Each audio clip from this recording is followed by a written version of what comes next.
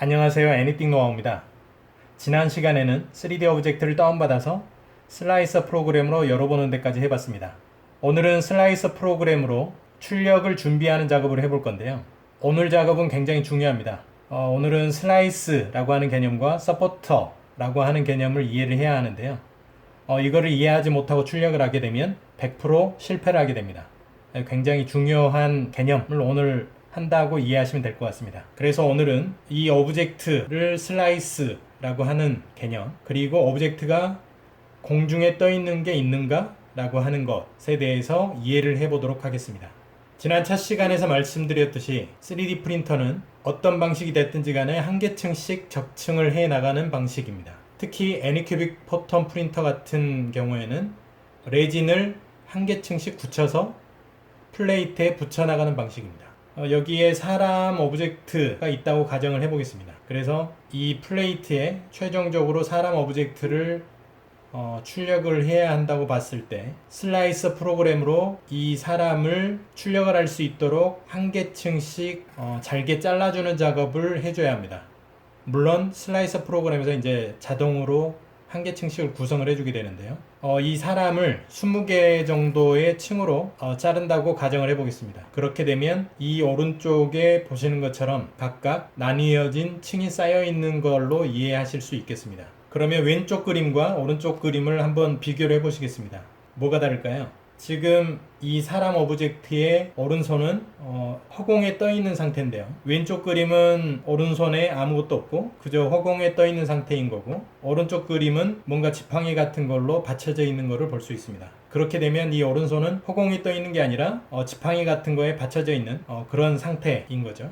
우리가 애니큐빅 포톤 프린터를 사용을 하게 되면 출력하려고 하는 이미지가 플레이트에 거꾸로 한 개층씩 쌓여가는 모습으로 이해하시면 되겠습니다.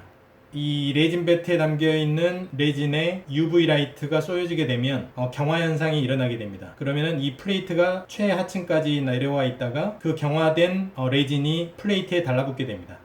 그러면 다 달라붙으면은 플레이트를 위로 들어 올려서 이 아래쪽에 PET 필름에도 이제 같이 좀 붙어 있게 되는데 그거를 띄워주게 됩니다. PET 필름에 붙어 있는 레진을 띄워서 굳혀주는 거죠, 플레이트에. 그렇기 때문에 이 플레이트가 내려갔다가 다시 올라갔다가 이렇게 하면서 한 개층씩 쌓아 올려주는 걸로 이해를 하시면 되겠습니다. 그러면 중간쯤까지, 허리까지 이제 인쇄가 됐다고 가정을 해보겠습니다. 그러면 허리까지 이제 인쇄가 됐고 오른손이 경화가 돼서 형상화가 돼야 되는데 지금 이 플레이트는 이 아래쪽까지 이제 더 이상 내려올 수가 없죠. 이 허리까지 인쇄가 됐기 때문에 플레이트가 최대한 내려오는 거리는 이 정도까지밖에 내려오지 못합니다. 그러면 이 오른손은 플레이트에 달라붙지 못하기 때문에 그냥 PET 필름에 붙어버리게 됩니다. 그래서 플레이트가 들어 올리게 되면 PET 필름에 그냥 붙어있는 이 손이 그냥 그대로 있기 때문에 나중에 최종적으로 출력이 완료가 되게 되면 이 오른손은 출력이 안 되게 됩니다. 그래서 오른손은 떨어져 나가 있는 모습 정도로 아마 출력이 될 겁니다. 그러면은 아까 오른쪽에 지팡이 같은 서포트를 설치를 했다고 가정을 해보고 인쇄 과정을 살펴보겠습니다. 그러면은 처음에 다리가 출력이 될 때 이 지팡이 부분도 쭉 인쇄가 되겠죠. 경화가 돼서 한 개층씩 쌓여지게 됩니다. 이제 허리 정도까지 경화가 돼서 출력이 됐다고 가정을 해보면 지팡이 같은 서포트가 쭉 경화가 돼서 형성이 됐다가 거기에 오른손이 달라붙게 됩니다. 그러면 플레이트가 들어 올려졌을 때 오른손이 이 플레이트에 같이 따라서 올라가기 때문에